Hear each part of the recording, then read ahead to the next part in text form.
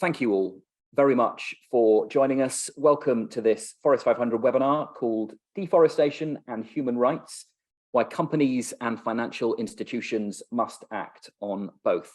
We have a fabulous panel who are going to share their insights. There will be an opportunity for everybody to ask questions. Please do use the Q&A box to post your questions.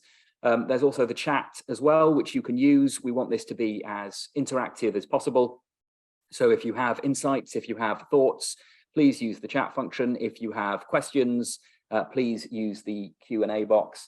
The webinar is also being recorded, so don't worry if you miss anything or if somebody has said a brilliant stat that you want to remember, you will get a copy of the recording, so you will be able to catch up. Just an introduction to myself. I ought to say hello. I'm Darren McKenzie. For 15 years, I was a BBC journalist, but now I'm part of the communications team at Global Canopy. We're a not-for-profit that targets the market forces destroying nature. And we have a particular focus on deforestation and especially, I suppose, driving change amongst companies and financial institutions. So the purpose of this webinar, why are we all here? I want to start with two facts to tell you. They are sort of facts that I hope no one can disagree with because they're facts. Net zero commitments cannot be met without action on deforestation. Deforestation is such a big part of our greenhouse gas emissions that to reach net zero, we have to act on deforestation. That's fact one. Fact two is deforestation and human rights abuses go hand in hand. If you want to tackle one, you have to tackle the other.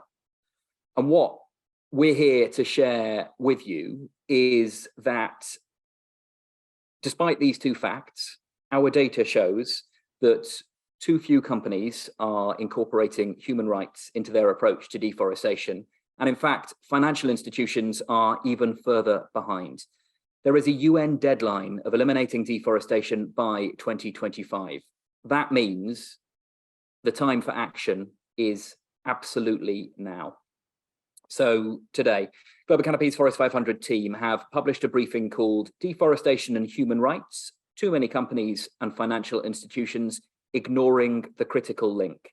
That briefing is now available online. The link is in the chat. It will be emailed to you as well. And I've just seen a question sort of in the chat, which one of my colleagues has answered. But yes, we will be sharing this webinar with you at the end.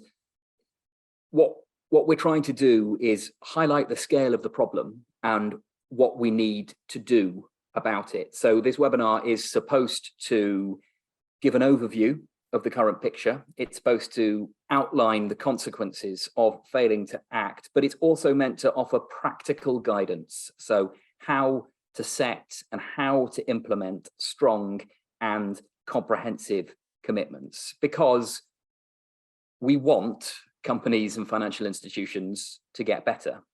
We need companies and financial institutions to get better. So this is all about enabling. This is all about showing how. You've had to put up with quite a lot of me, so apologies. Let me introduce our panel today. So Emma Thomson is the Forest 500 lead at Global Canopy.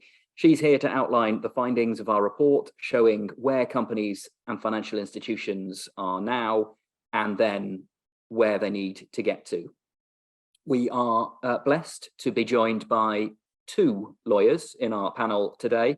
Laura Dowley is a lawyer from Client Earth. She helps protect the world's tropical forests and the rights of forest communities through her work at Client Earth.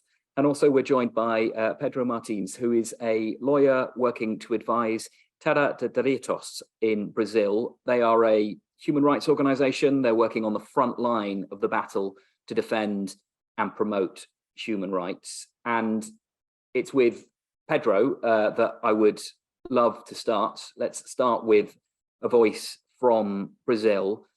Pedro, can you talk to us a little bit about your work and I suppose, the connections between deforestation and human rights. Does it feel like human rights are being taken seriously by companies and financial institutions? Hi, everyone. Thank you, Dowley. In Brazil, we say that we are popular lawyers because we do work with advisor and to associations, local associations and indigenous people, and as we say, quilombolas, Afro-Brazilian communities. And I'm based in Santarém, Amazon region. And about this work, we can say the history of Brazil is the history of violations from companies and now financial institutions. At first,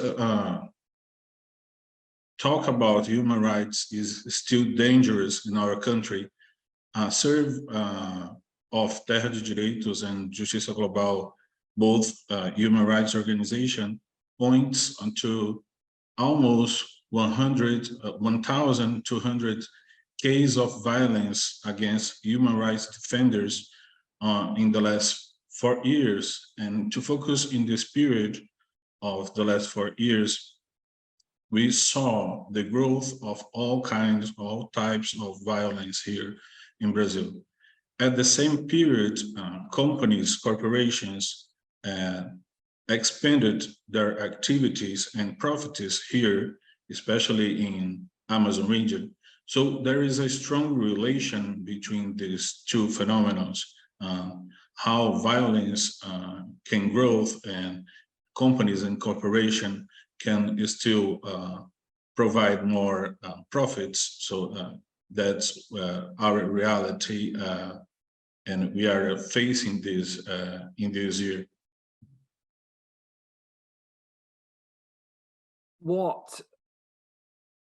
In Brazil, there are laws to protect and to stop human rights violations. Talk to us about those laws and whether they are being respected or applied by companies, by financial institutions in the Amazon. Okay, in Brazil since 2004, all type of ports, dams, railroads, or mining projects, for example, must go through a free, prior, and informed process of consultation. And all corporations, without any exception, ignore these international human rights from ILO. In Brazilian Amazon, corporations are based on human rights violation because since the beginning of their projects, when they start to planning, they deny the existence of the most parts of social and environmental impacts because they deny the existence of local community, especially. So this is a human rights law violation that we can see in every case here in Brazilian Amazon. Talk to us specifically, I mean, in regions like the Amazon, but across Brazil, there are very large corporations, very large businesses, huge kind of agri-traders who don't just trade in products like beef and soy. They also own ports as well. Can you talk to us about how those giant corporations, how that affects deforestation? How does that expansion into other areas of business affect deforestation? Okay, it's a very good point, and we can see this happens with the case, with the examples of 3 companies. I can say Cargill, Bunge, and Amagi have grown over Amazon region, especially since 2013, when the law changed, and they became to be able to have their own ports and use them to export different commodities. as agri-traders, they must be responsible here for environmental impacts in all soy and corn supply chain. So there is no soy field, there is no corn field without this deforestation here, and there is no deforestation with no ports in the region. We just saw deforestation increases here. For example, in Tapajós region, when the first port of Cargill was built in the year of 2003. So that's why Cargill built 3 big ports in Amazon region in the last 20 years, because this is the first step for deforestation, and to have this all soy and corn supply chain. Thank you very much, Pedro. We'll come back to you when we get to sort of solutions and what needs to be done about it. But before we get to Emma talking about our Forest 500 briefing, I want to do a very, very quick poll, which should appear on your screens. So we're talking about deforestation and human rights. The Forest 500 assesses companies on 7 separate human rights indicators. Which indicator do you think companies are most likely to have a commitment for? So you can see the 7 indicators that we have a look at there. Which indicator do you think companies are most likely to have a commitment for? Are they most likely to have one for free, prior and informed consent, for customary rights to land, for gender equality, labour rights, smallholder inclusion, remediation of abuses and deforestation, or violence and threats against forest, land and human rights defenders? Which one do you think companies pay most attention to?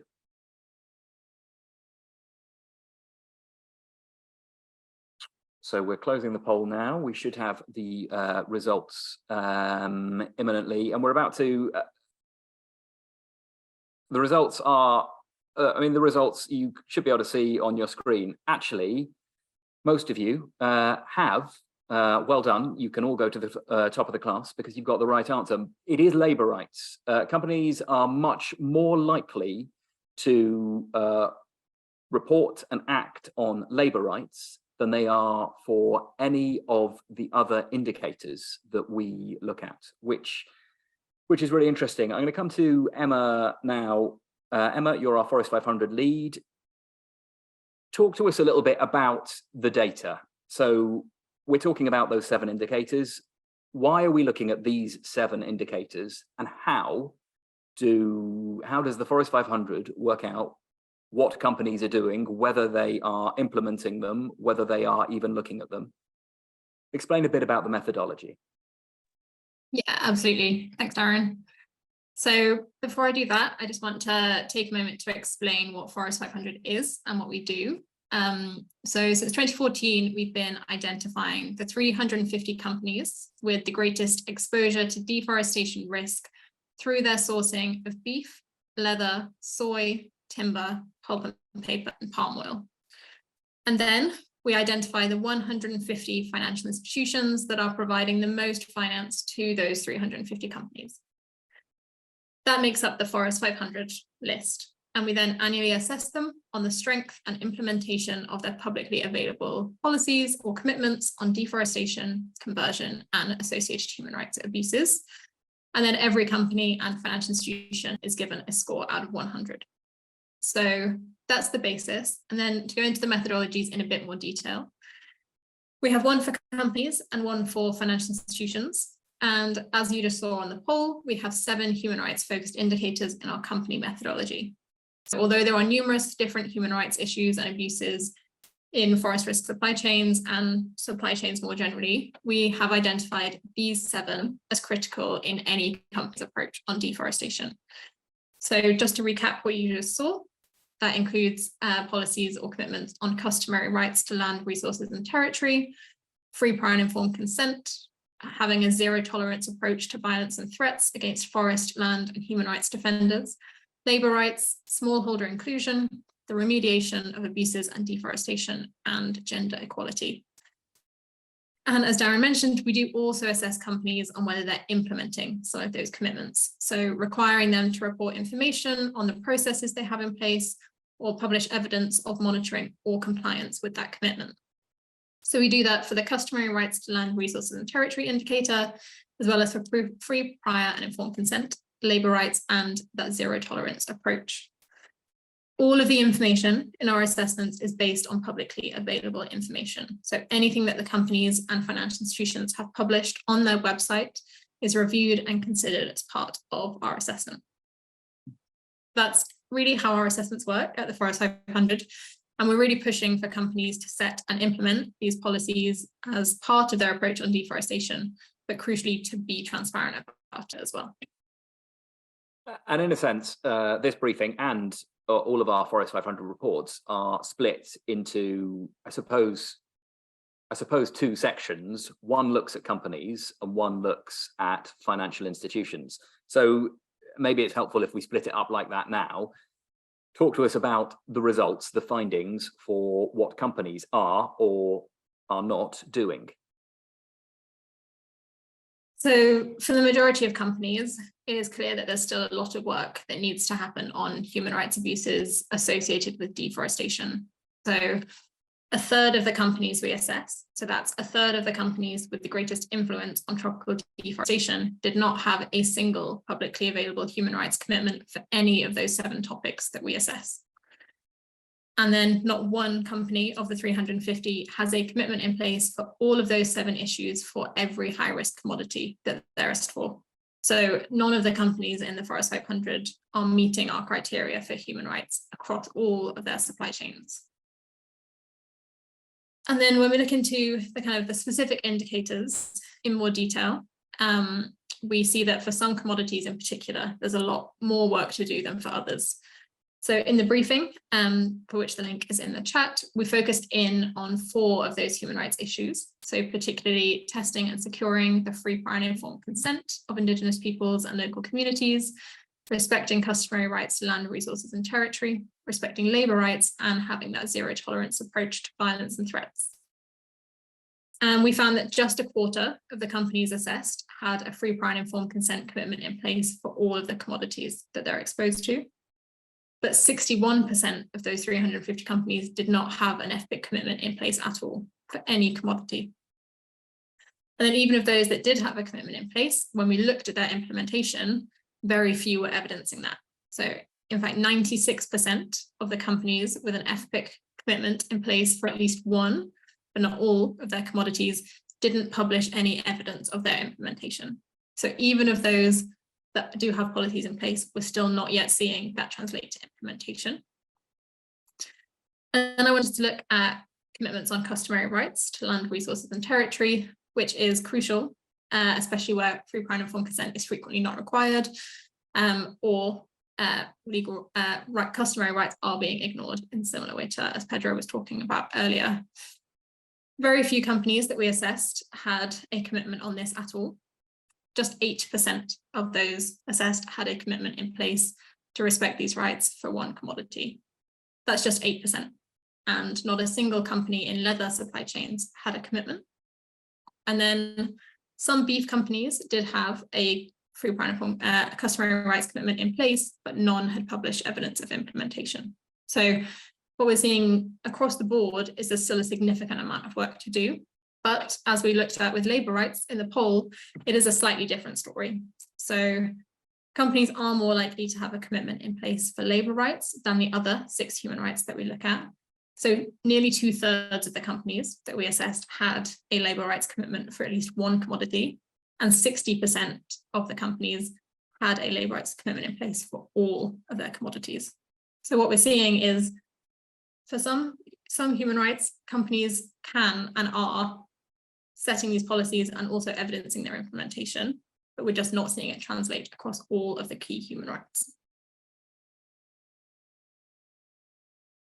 I mean, our global economy is funded by capital, which means financial institutions have immense power when we're talking about these kind of issues. So if you've outlined that companies aren't doing brilliantly, to put it politely, financial institutions are even further behind.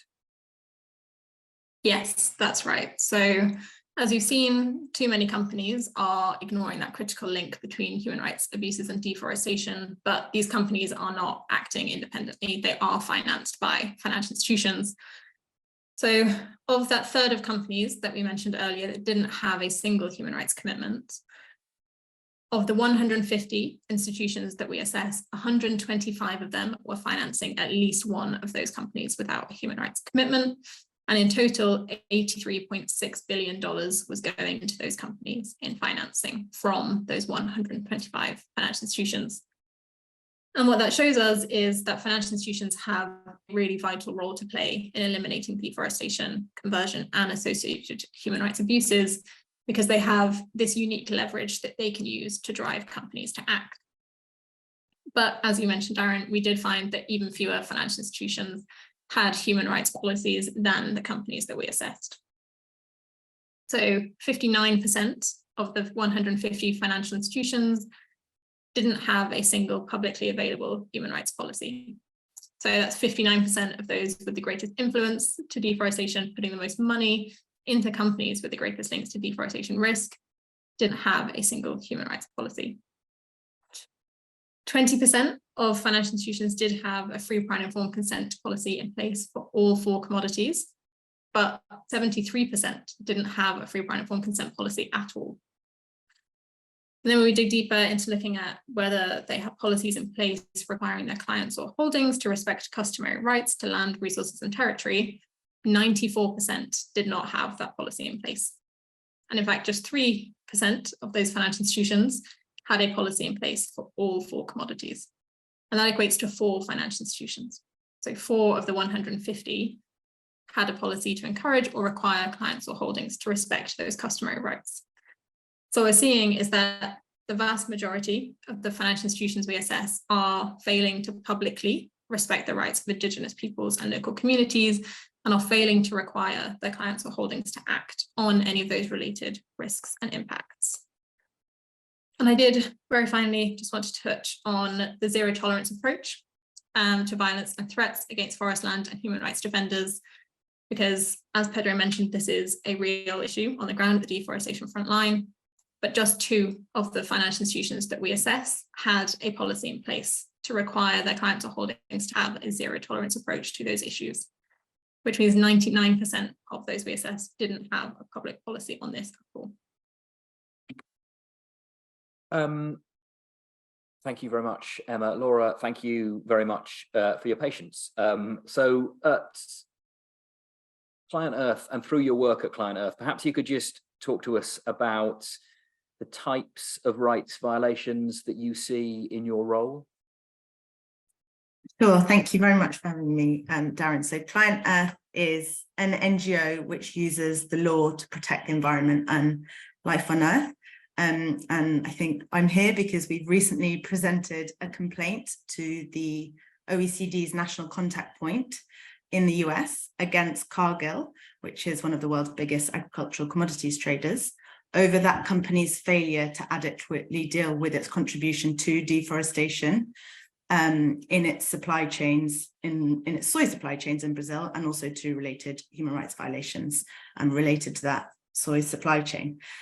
So the types of human rights violations that we've seen in relation to soy supply chains in Brazil mostly come, I would say, first from like the great research that partners on the ground like Pedro and Terra Gigidatos are doing, which are like great source of information for us. And Pedro has mentioned some of them, but it's things like forced expulsion of communities from their land, often in a violent way, to make way for agricultural production, but also the infrastructure that's needed to facilitate export, for example, for that agricultural production. Then no consultation with local communities over agricultural projects and infrastructure projects, and also obviously not receiving the free, prior and informed consent, as both Emma and Pedro have mentioned. Other things are the destruction of local archaeological sites. And then there's a whole load of rights violations which are linked to the environmental destruction itself. So as a result of deforestation, but also the use of pesticides in agriculture, which contaminates the land and causes adverse health impacts. So we see things like also the loss of traditional forms of livelihood, where people normally make a living off the forest and the land, loss of access as well to traditional food sources, traditional sources of medicine. I think it's also probably worth mentioning now that indigenous communities and populations have been shown to be the best guardians of forests and essential to efforts to protect and restore these ecosystems. So protection of their rights is also really essential in terms of protecting the environment and preventing climate change. Yeah, I mean, that's a really good point, and it's brought up in the chat as well. I mean, the IPCC has made, in all of their reports, have made absolutely clear that if you're going to protect the forests, you need to involve and engage and listen to indigenous peoples and local communities, because for generations they have been the best guardians of the forests, and all of the evidence shows there is significantly less deforestation, certainly in Latin America, in areas of forest that are controlled by indigenous peoples. So, you know, that link between involving indigenous peoples in decision making is so vital.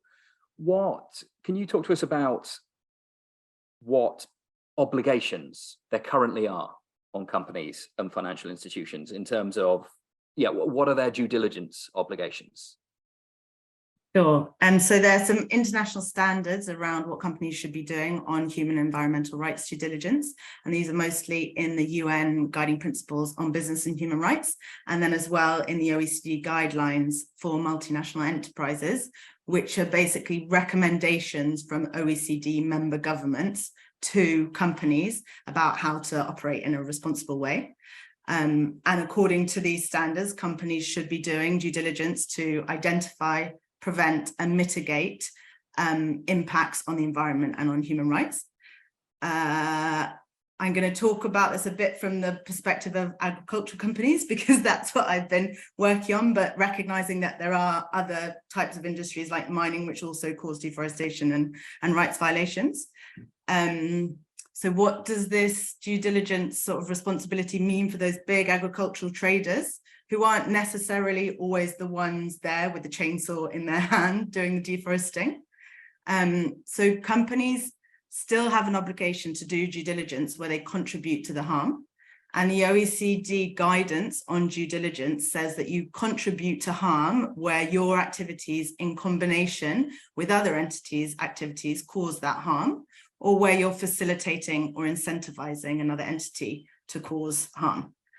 So these big agricultural traders, we would say, are often incentivizing deforestation through their practices. In South America, in particular, for example, agricultural companies source tens of millions of tons of soy for export every year. And so they're pushing the demand for that product. And by not requiring the companies or farmers in their supply chain to be doing proper deforestation and human rights checks, they're sort of incentivizing farmers to deforest in order to be able to grow soy for the traders who are demanding the supply. So these big trading companies shouldn't be shirking their responsibilities just because they're not the ones there doing the deforesting or necessarily there, removing communities from their land. And we would say that it's really important that they're doing due diligence throughout their entire supply chain. So these big traders either buy directly from farmers, or they also buy a lot of soy, but other products, palm oil, indirectly through other traders. And what we often see is that the companies are doing much more due diligence on their direct supply, but it doesn't really make sense that, because their indirect supply as well is obviously just as likely to contribute to harm. So it's really important they're doing it throughout their entire supply chains. And then the other thing I'd like to pick up on is something that Pedro was talking about, the ports point. So these big traders often operate ports, as Pedro was saying, and through those ports, they export not just their own product, but also product that's owned by other companies. And these ports are really, because they've facilitated access to international markets, they've really pushed agricultural expansion in the areas under their influence. And that agricultural expansion has caused deforestation. So these companies, as opposed to just doing due diligence on their own product, also really need to be making sure that all the product that's passing through their ports is deforestation free, and they need to be doing proper human rights checks on that supply. I suppose what is different, well, this year to any other year that we've ever had is that there is now legislation on the table in the EU, and there's also kind of national legislation as well. What difference can that make? Will it make? I'm asking you to gaze into a crystal ball, but. Sure. I think there's a sort of carrot and a stick approach to this, and starting with the stick and what that deforestation regulation does. So the EU's new deforestation law is now in force, and from December of next year, companies will not be allowed to import agricultural commodities or any commodities linked to deforestation into the EU. So they have to comply with mandatory supply chain due diligence requirements, and that includes full supply chain traceability to show that their products are not linked to deforestation or illegality. And I think companies really need to be aware that there will be immediate legal implications where they don't take those due diligence obligations seriously. So there's things like fines or product seizures in the EU, or being banned from public procurement tenders. And then there's obviously significant commercial implications of not complying with that legislation. So if your product's held up at customs while they're verifying whether or not you've done proper due diligence, that's going to cause you a problem, and could obviously also cause potential breaches of onward supply contracts. And I think it's also important to mention it's not just the EU that are passing this legislation. So the UK also, in our new Environment Act, bans the import of products linked to illegal deforestation, and there are similar proposals being considered in the US and in China. But there are also business opportunities. I would say it's not just so the carrot part now, I guess it's not just that you might be subject to litigation or legal risks, but you get obviously much easier access to markets where you're complying with their deforestation rules and due diligence rules. And I'd also say, as there's a sort of global push towards sustainability, traders that deforest are going to be cut out of supply chains by their customers, such as retailers who are sort of looking to clean up their acts. And I imagine as well that as financial institutions become more and more aware of these issues, there are going to be limitations on the amount of finance you can receive if you can't show that you're deforestation human rights violation free. Thank you, Laura. That's really, really helpful. We're about to come on to the kind of the section of the webinar where we're going to look specifically at practical guidance. So what steps can companies and financial institutions take now to make a difference? But please do, I see lots of you are, but please do continue to use the Q&A function, because we'll come to those questions at the end, and use the chat function as well. That's really, really helpful.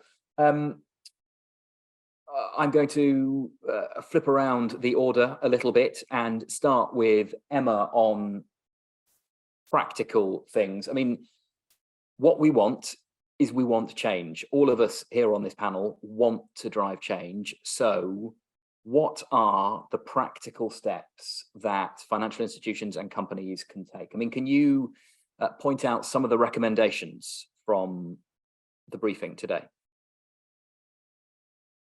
Yes. So I think what the data really shows is that there must be a greater recognition that deforestation cannot be eliminated without also addressing the associated human rights abuses.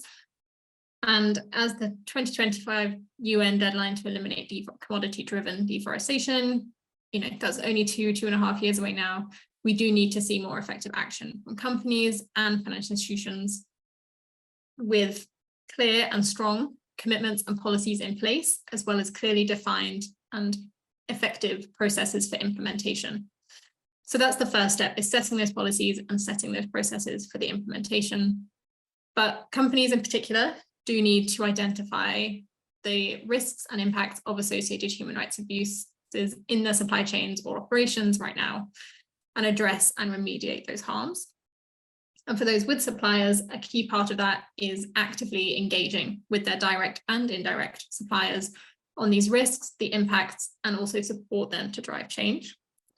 Financial institutions, as well as setting those strong policies and processes, also need to identify clients or holdings that do have exposure or potential exposure to associated human rights abuse risks and impacts, and begin engaging those with the highest exposure as a priority. That engagement for both companies and institutions is critical.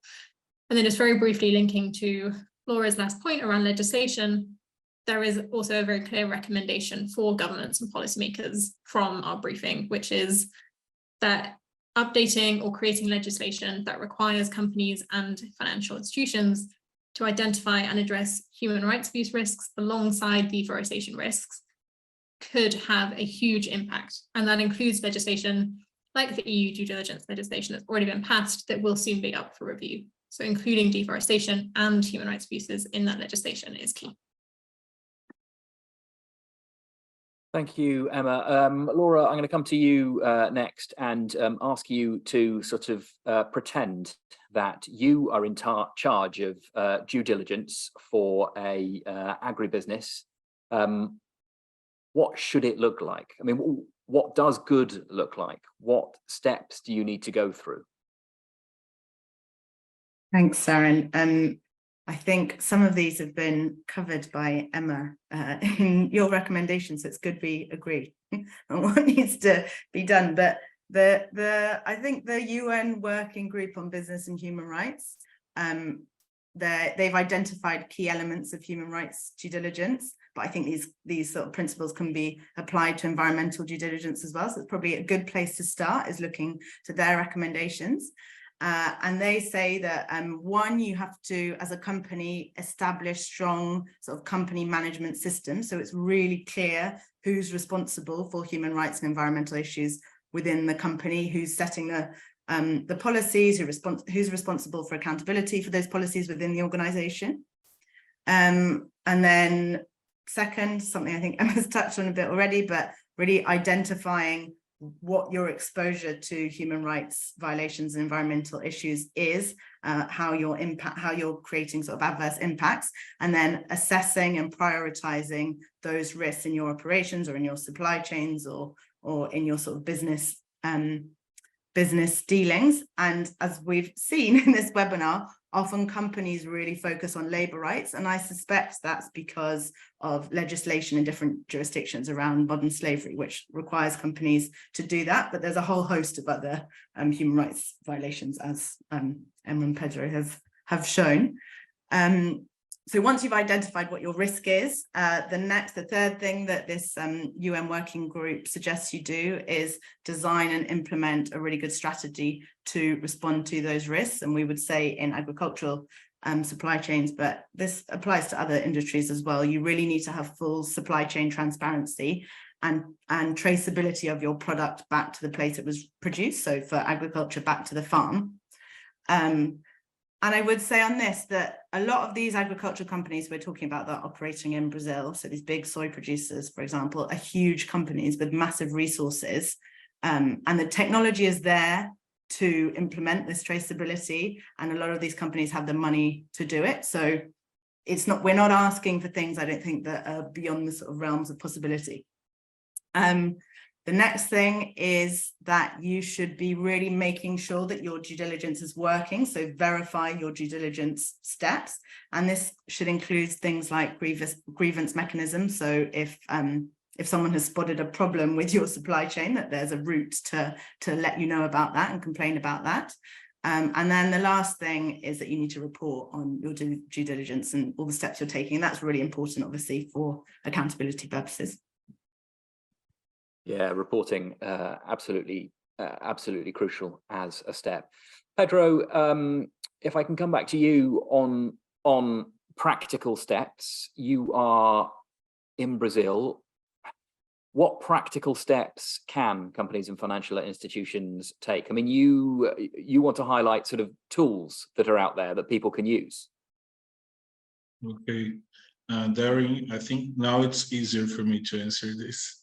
So we're concerned about the corporation must correct or update all environmental impact assessment they produced so far for each, and we can use the example of the port, for each port, considering cumulative impacts. And of course, before this, they must consider free, prior, and informed consent. In Brazil, we have the corporation have to present an assessment that every supplier is regularly certified in environmental terms, but they don't check those informations. I think this aspect we can link with due diligence of agribusiness. In Brazil, they don't have to check those information. It's a very kind of a good example of greenwashing here in Brazil that Europe and China can consume. And a good tool that we can say about this right now, that since 2020, they became responsible for climate diagnostic. And until this day, no one presented the reports. And it's easier for the companies to present this kind of diagnostic, but they don't have this, and this kind of a problem of Brazil state, because they have to do something about this. But we can say this, no one presented the reports so far about climate diagnostic or about environmental terms, but now climate terms. Thank you very much all. It's been absolutely fascinating to hear your insights. We've now got about sort of 15 minutes for questions. Please do use the Q&A box. Pedro, I might start with you just about, I suppose, positivity, or we have a question from Michael who asks, are things likely to improve now that Brazil has a new president? And, you know, again, it's early days, we don't know, but your thoughts? I don't think so. Sorry, I don't think so, because a lot of things just happened the first, since 2003 to 2016, a lot of things, bad things happened to environmental or Amazon region. So we don't have a very good example with Lula or Dilma about this kind of problem here in Brazil. Of course, improve from the reality for the last 4 years. Of course, we now have this kind of thing. Deforestation is not the problem that was last year, but it's not so good. We cannot promise that it's going to be a very good thing, and we have now all solutions that we need. It's a Brazilian answer, of course, no? Thank you for that. That's really, really interesting insight. Laura, we have a question. I suppose it might just be about explaining EU due diligence legislation, but Again, Michael's asked, why is deforestation legislation being delayed until December 2024? And it's not about it being delayed, is it? Companies now have a while to kind of make the law work, and then they have to report back in 2024. Is that right? No, the legislation is in force now, but obviously, if legislation comes into force and then your obligations kick in the day it comes into force, there's no time to prepare your company or change your business to comply with the legislation. So it's in force, and then the EU regulation now gives companies until December 2024 to basically get their ducks in order so that they can comply with all the requirements, because there's going to be obviously there's going to be things that companies need to do to ensure they can fully trace and report on their traceability to ensure no deforestation. So that's why there's a sort of delay. Emma, if I can ask you about, I mean, we've already spoken about financial institutions and the power that they have. Financial institutions, I mean, I suppose just explain more about that, why we have such expectations on financial institutions to drive change. And I mean, we have a specific question about regulation of financial institutions, which at the moment, they are not regulated in the same way that companies are, but as an organization, Global Canopy would very much like to see that happen. Absolutely. So I think consistently we've been doing Forest 500 now for 9 years. So this data is our 9th round of data that we just talked through today. And what we've consistently seen is that on both deforestation and the associated human rights abuses, although there are some positive stories every year and strong case studies of how much a financial institution has improved, consistently as a group, they are further behind than companies on deforestation and human rights abuses. But they are hugely, hugely influential in what companies in forest risk supply chains do, the processes and that they have and the policies that they adopt.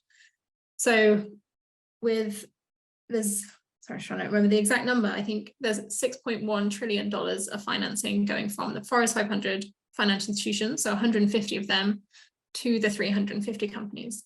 That is a lot of money. That is a lot of leverage that those financial institutions have. That finance is essential for many of these companies to continue as they're operating. So by setting policies, by requiring their clients or holdings to take action on deforestation, on human rights abuses, and crucially to set specific processes in place to implement them that are aligned with best practice, financial institutions can really drive change through individual company supply chains, but also across global supply chains. So they're a really, really important actor, and we haven't yet seen the majority of them step up to where they need to be. We've had, and I might put this to the lawyers in the room, Laura and Pedro, but we've had questions about how do you enforce, or how do you recognize who owns the land, in that when a big company finally starts grazing cattle or growing soy on a piece of land, it could have changed hands 5 separate times. How do you make that work? How do you get the right answer there? How can a company then be responsible for that sort of level of due diligence? I mean, we talk a little bit about sort of cutoff dates, which we might come to in a minute, but Laura, any thoughts? I might leave Pedro to discuss like the intricacies of land ownership in Brazil, because it's, I mean, broadly speaking, it's complicated and land registries aren't always accurate. So part of this is we're going to need like serious concerted effort by Brazil to ensure that its land registries are up to date, and so it is easier to determine who owns land. But I would say part of this is sorted out by the traceability issue. If you know who you've bought your supply off, but you know, by ensuring that you know exactly who has farmed the product that you're buying, you should be able to, and that might involve every single year checking it. It's not someone's owned the land and you know that 10 years ago you bought from them. You need to be constantly updating your supply chain and knowing that every time you buy from somewhere, you know exactly who and where you bought from. But I think some of the transparency and traceability issues should really help to sort this out. But I imagine Pedro might have some more insight than me on land ownership and what needs to be done to improve that system. Pedro, I'm afraid Laura has entirely dropped you in it and said you are the responsible party to answer this question. Your thoughts? I mean, it is very complicated. When it's complicated, we use examples, so I think it's gonna help. We started to research about the relation between Cargill and landing grabbing process. We discovered the denials from the Binchada department, I think, of Colombia, and there is a very successful case of responsibility of Cargills for landing grabbing process. And we started to think about all the ways that this corporation or others use to land grabbing to do this kind of process. And here, from Planalto Santareno, this region, 5% of all soy and corn that Cargill export from Santarém port comes from settlement projects and Munduruku lands here in Santarém region. And we can say these are very, it's a very big case of human rights violation, but we cannot do a lot of things until they have all kinds of steps of land regularization here to prevent or to take over the exploitation of the land with soy and corn fields. So there is a lot of violations that we cannot say that we are sure because we don't have documents about this, but we see this. We see soy fields in indigenous land here in Santarém.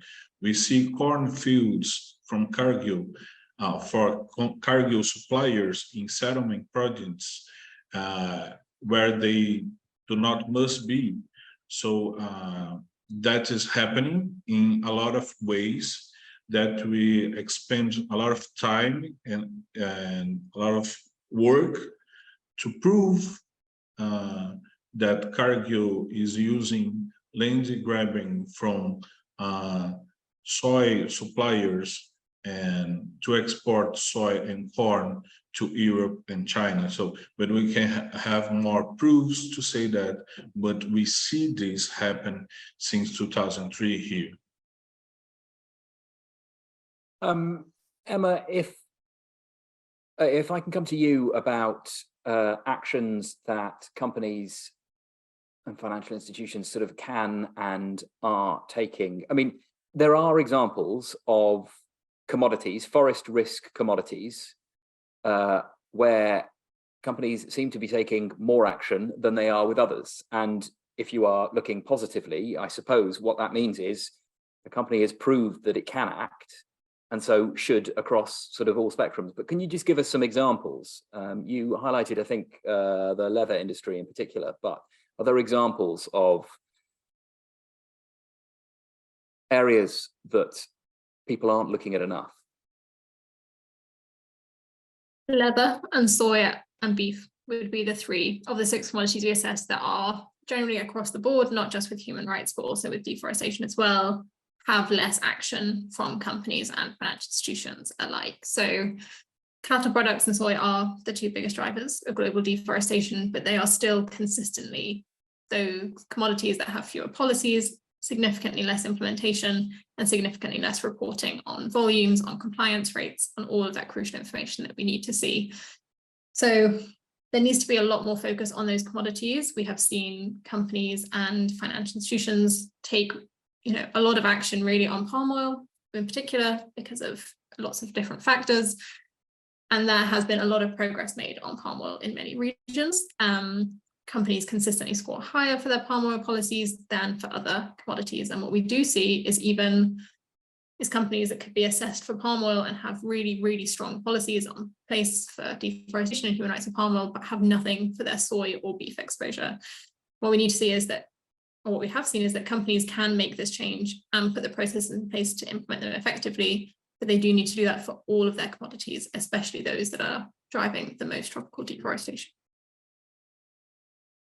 The other thing, Laura, you sort of talked about, and it's something that we at Global Canopy talk about a lot, is data. The data is now out there, isn't it, for companies and financial institutions to use and to act on to make these decisions and make these changes.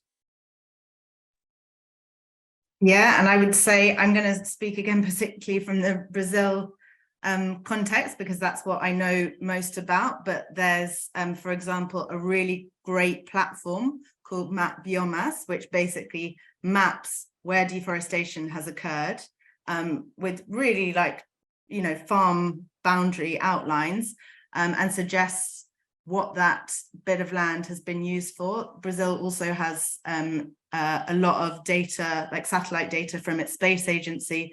So there's a lot of free data out there, and these programs, so both Map Biomass and the Space Agency, have outreach programs with companies to help them to understand where they might be sourcing from deforested land or where they're at risk. But there's also now so many private companies with data, with basically satellite data on deforestation. So yeah, there's a plethora of information out there that's really easy now for companies to access. Pedro, is that something you would agree with, that there is no excuse now not to act because the information is there? We can think more about what kind of information and how to be more sure that we are working with the correct information. But in general, I agree. I think we are. Thank you all very, very much. Pedro, Emma, Laura, it's been fascinating. It's been really helpful. There have been some great insights and practical solutions to what companies and financial institutions need to do. Thank you all for joining us. Thank you all for asking your questions. You can access our latest Forest 500 briefing now on the Forest 500 website. The link is in the chat. If you've got any questions, you can always get in touch with the team at forest500@globalcanopy.org. The webinar has been recorded. We will be sharing a recording and links to the briefing very soon. And just a last thing to say, other than thank you again to all of my panelists. We'd be very, very grateful if you could complete our short survey that should show in your web browser just after this webinar. But thank you all very, very much for your time. And yeah, thank you for joining us.